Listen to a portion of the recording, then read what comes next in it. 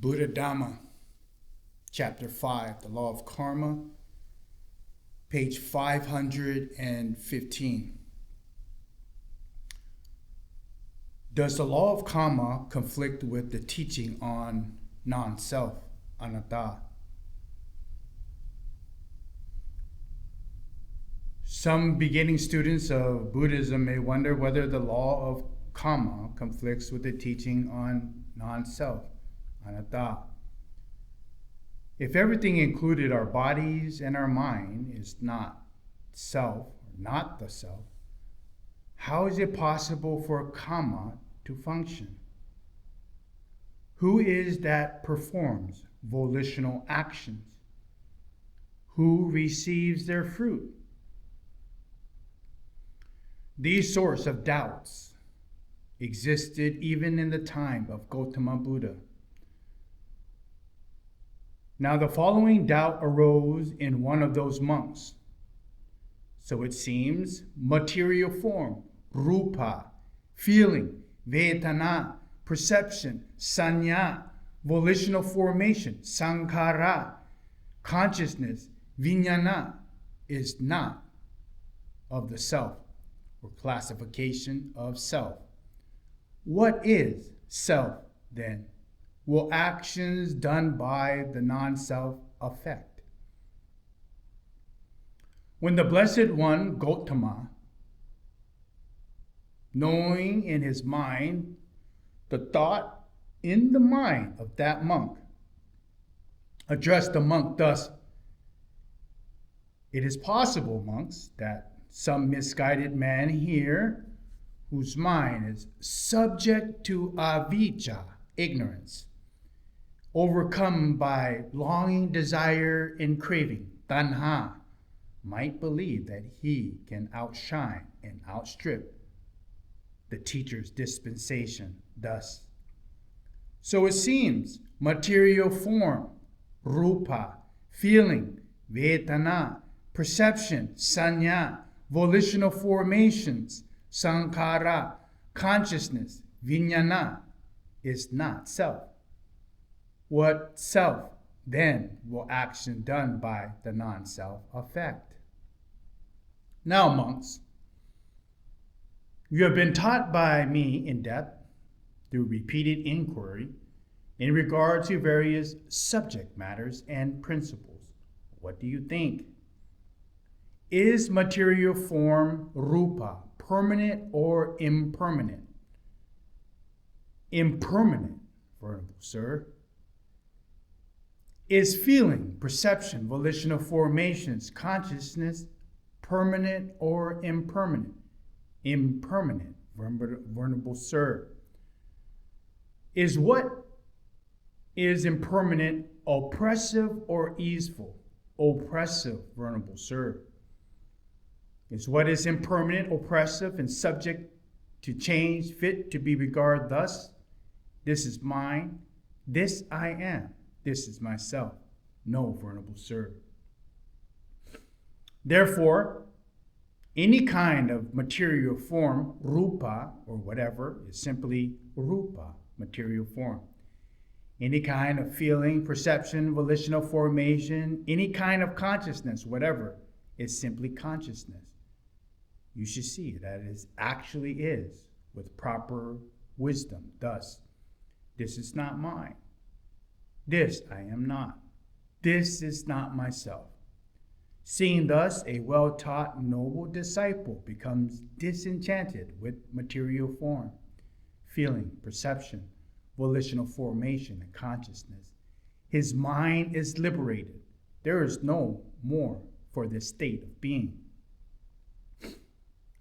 Before investigating this sutra passage more closely, let us consider the following comparison. Imagine that one is standing next to the river. For the majority of its course, the river passes through relatively flat land, and the current is slow. The banks along the river contain mostly red clay, and the color of the river is thus reddish. Moreover, the river passes many dense populated areas. and has been populated by human waste and industrial toxin, decreasing the natural stock of aquatic life like fish and shrimp. The slow current, reddish tint, polluted water, and the palsy of wildlife comprise the characteristic features of this river.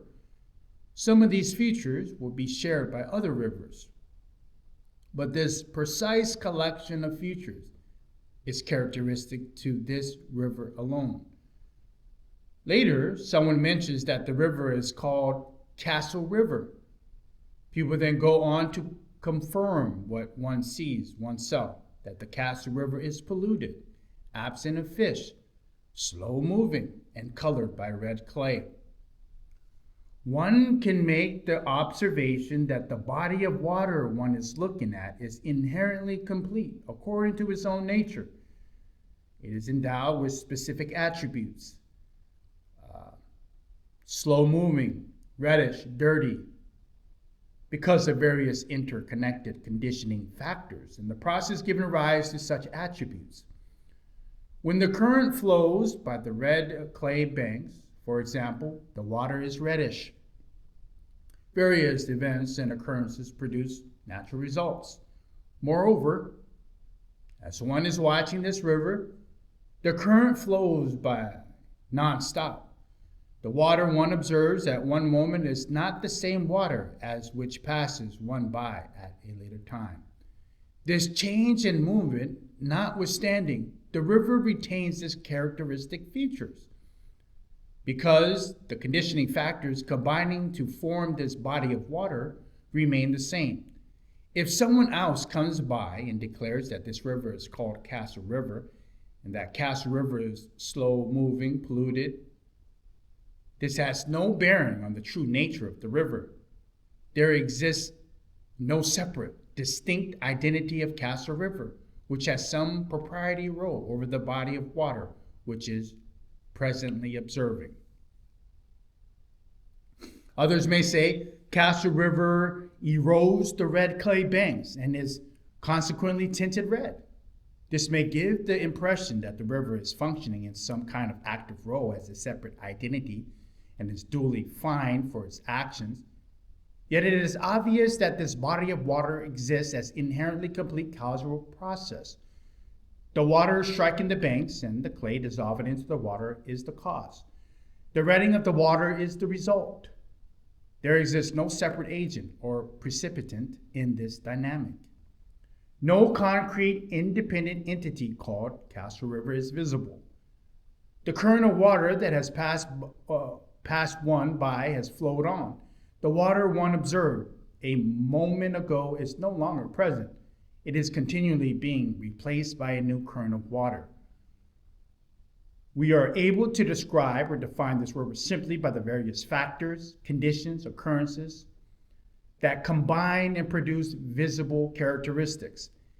If an absolute or fixed entity called Castle River were to truly exist, then the current of water could not be subject to the various causes and conditions that interact with it.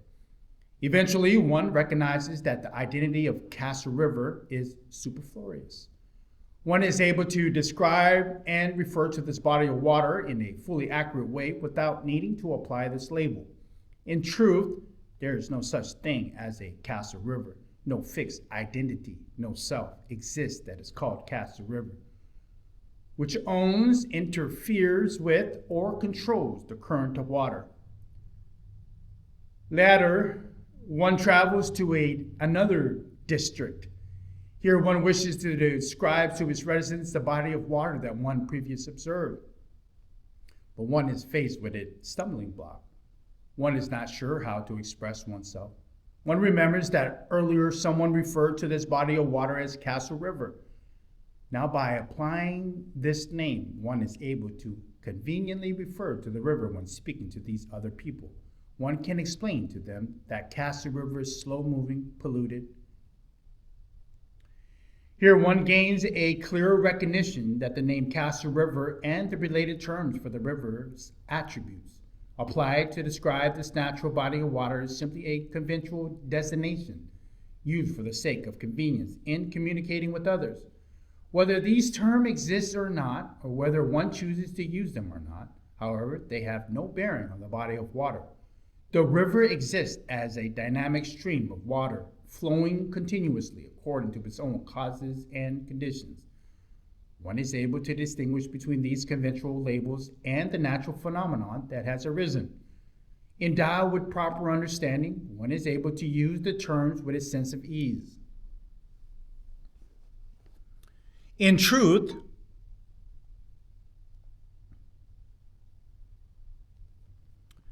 conventional labels such as a person, Mr. Adams, Mrs. Pierce, we and you refer to dynamics in nature existing as unbroken currents of interrelated causes and conditions. They manifest in a myriad forms according to their specific conditional factors, including both factors inherent to the dynamic itself, related external factors. When a particular kind of interaction between factors arises in its cause, it produces the effect of change and alteration within a specific dynamic. In the relation to human beings, that is called Kamma and Vipaka. Action and the fruits of its action is equivalent to the events and occurrence unfolding in the line, with the causal continuum comprising in specific individual. Every natural phenomenon is inherently complete in that sense that it is independent of conventional labels. That is also true for human beings, so exists independently from such label as I, you, him, Susan, Paul, Anthony, etc., who may be referred as an owner, is instigator, recipient, and so on. This is how things really exist according to nature. For the sake of convenience, while communicating with other people, however, one may choose to use conventional labels by assigning names and destinations to these fluid dynamics. For instance, David, Nancy, Duke, Duchess, Boss. When people are identified by such labels, they are validly to be referred to as this owner, instigator, recipient, according to the circumstances, regardless of whether these names and designations exist or are used. However, the dynamics of the nature proceed according to natural laws that are shaped by their respective causes and conditions. The important point here is that to be able to clearly distinguish between natural phenomenon themselves and their specific conventional destination, one should not get these two aspects jumbled up. Before using conventional designation, one ought to have brought understanding of phenomenon acting as its basis. Natural phenomenon themselves, as their conventional destinations, are both indispensable. Natural phenomenon often refers to as absolute realities, paramata in Pali language, or aspects of nature. Conventional designations have to do with the particular affairs of human beings. Problems arise because people often confuse these two. That is, they try to make the phenomenon conform to their designation, causing all sorts of trouble.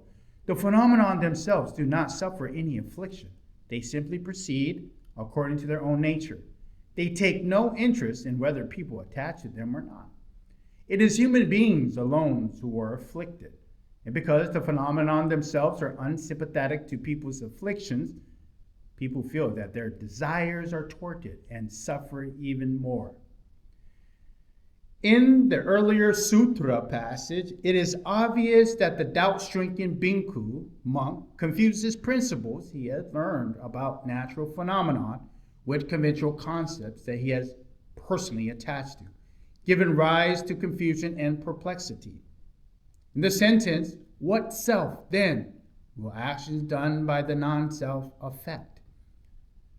The clause, action done by the non-self, reflect that this monk's understanding of natural phenomenon, while what self will be affected, reveal his attachment to conventional terms and destination. As a matter of course, these two phrases are at odds with one each other. The principle of non-self, anatta, and Kamma are not mutually contradictory, just the opposite. The former supports the latter because the law of Kamma is only possible because the truth of anatta, non-self, which is specific, dynamic in the nature, unfolds. All of us is its component factors interact with continual, interconnected process of arising and passing away. This allows for an interrelated stream of causes and conditions. No solid and consistent entity lies in rigid isolation in the middle of this stream, impeding the current and preventing it from flowing as it does. If a fixed, permanent self, atta, were to exist in the law of Kamma, would it be possible? Because such a self would not be subject to causes and conditions. Nothing could gain to it. Nothing would be able to alter or transform such a self, atta.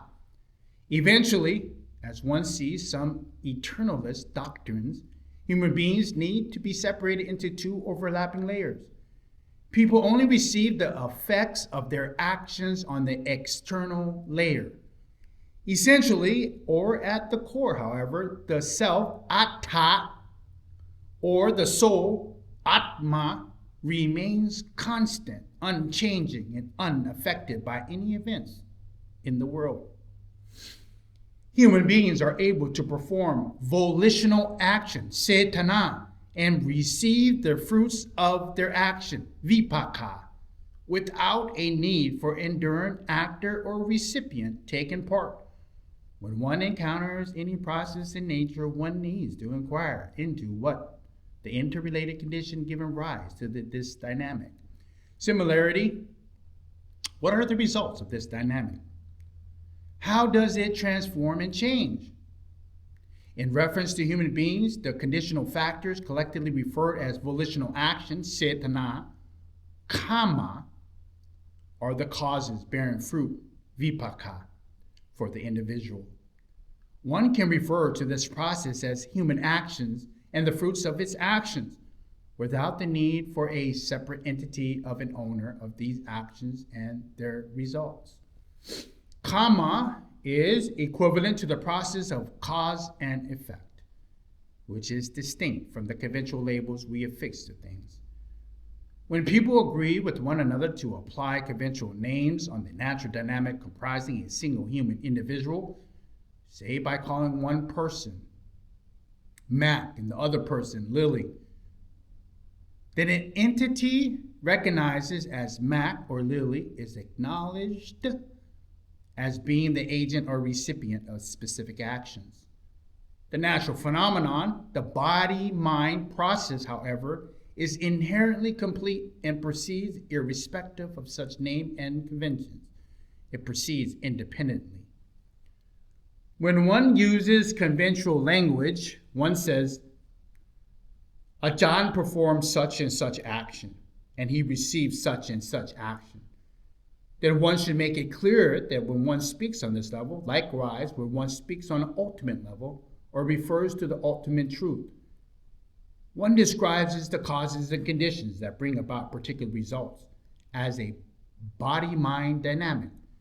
One should be clear about this too. If one is aware of one's goal and objective while using speech, and one does not mix up these various levels of truth, then there is no problem. One examinations need not focus on human beings who are made up of entirely intricate, complex, convergence of causes and conditions on account of an addition of various mental factors. Even in the case of material things, for instance, the case of the Castle River mentioned earlier, people are often attached to conventional labels and create fixed identities around natural phenomena. Mental factors are extremely subtle and refined. It happens that some people are not even able to discern change within the mind. There are those who make the claim, who says sanya is anatta, or uncertain, Sanya is atta, permanent, because whatever in it arises invariably exists as sanya. This is constant. There are others who may be inclined to share this opinion, but the matter may be clarified by asking them to compare mental factors to material things. The above claim is similar to saying, who says the body is impermanent? The body is constant and stable. Wherever the body arises, it exists invariably as the body. The misunderstanding here is the same. It arises due to confusion between the phenomenon itself. The perception for seeing, or the body and its conventional destination, perception and the body. Whereas the person here is ostensibly claiming that perception is permanent. What he in effect is saying is the name perception is stable and constant. So basically, he's just giving a label to something that is stable and constant, but truly not. A study of the principle of Kamma by only confusing on conventional identity leads to an overly broad understanding of cause and effect.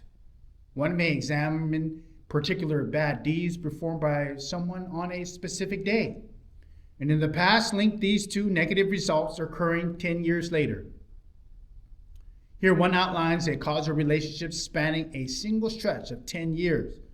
Such an examination fails to provide clear and detailed glimpse of the causal process, because it does not explain the continuous stream of relevant causes and conditions.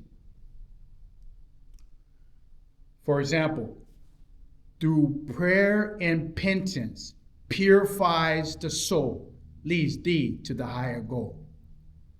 A detailed study of phenomenon, however, helps to discern the uninterrupted, interconnected system of events and reveals the true connection between actions and their fruits. Christopher may get into an argument with one of his neighbors and become so incensed that he murders him. Fear and capture by the authorities and the vengeance of this man's relatives and companions, he goes into hiding. Eventually, he is captured and punished. Even after his prison sentence is complete, Christopher still feels afflicted by this evil deed and is haunted by the image of his neighbor. He experienced both physical and emotional agony. He is unable to find any peace at all. His outward appearance also changes. He appears melancholy, suspicious, and miserable. On the account of other factors, for example, the fact that he is physically strong, he becomes irascible and violent. After a long period of time, his personality changes. He becomes crude and cruel. He covers over his suffering by acts of force. He becomes a danger to society and is unstable to find any joy among other people. A short account of this story would simply state, Christopher performed a vile act and reaped the fruits of his deeds. Using such everyday conventional language is easy for people to understand. It provides convenience for communication. But it only describes an external state of affairs or the coarse picture of refined interconnected causes and conditions. It does not reach to the essential causal interrelationship of natural arisen phenomenon. A discussion of the absolute nature of phenomenon, on the other hand, describes the gist of natural process. For instance, one may say, within this particular dynamic of the 5 skandha, khandha, anger arises in the mind, resulting in further volitional activity and an expression of physical action. The mind continues to be shaped by anger, leading to an alteration in the quality of mind, which is now characterized by such negative states as mistrust, fear, malicious thoughts. When the mind is frequently conditioned by anger, negative mind states are accumulated until they are fixed personality traits. These negative mind states create suffering within an individual, and in this case, even lead to physical pain and suffering, disease, decay. Such a discussion of phenomenon is complete without needing to refer to a man named Christopher or to some conventional identity. The dynamics here is comprised of various factors which arise and acts as interrelated causes and conditions. There is an action and the fruit of this action. So there is Kamma and Vipaka. The Kamma is the causes and the condition, the action, and the fruits of Kamma is Vipaka, the fruits of the actions of causes and conditions, without the need of the actor or the recipient. Regardless of which kind of language one uses, the essential truth, sat-chat, of the phenomenon in question remains the same. The difference is that a discussion of the absolute nature of things mentions only pure aspects of reality, without adding conventional concepts on top of reality. The following story may help to clarify this matter. A man named Matthew visited one of a senior monk in the monastery. He asked, Luang Po, Gautama Buddha taught that everything is non-self, anatta. Everything is selfless and insubstantial. Everything exists without a true owner. There is no actor. There is no recipient of action. In that case, I can go and hit someone or kill someone because there exists no one who acts and no one who receives the fruit of that action. Hardly had these words left Matthew's mouth when the elder monk seized a cane from beside his seat and swung it at Matthew. Matthew barely had time to protect himself, and the cane struck him squarely in the arm. He sat rubbing the bruise. Luang Po, why did you do that to me? Matthew replied, barely suppressing his anger. What was that like? The monk asked nonchalantly. You hit me. I'm in pain, Matthew replied, his face strained. Action exists without an actor. The fruits of action exist without a recipient. Vedana exists without the experiencing of Vedana. Dukkha exists without one who feels dukkha, the monk said dispassionately, as if they were given a sermon. One who looks for selfish gain in the teaching of anatta does not escape from atta. One who grasps into the teaching of anatta, indeed, one who grasps onto atta, devoid of any understanding into anatta. One who attaches to the idea that there is no actor has not relinquished the idea that a victim of dukkha exists. He has no insight that in satcha there is neither actor nor who experiences dukkha. The moral of this story is that if one is bent on the claim that no doer exists behind volitional action, cetana, then one must also abandon such statement as I am in pain.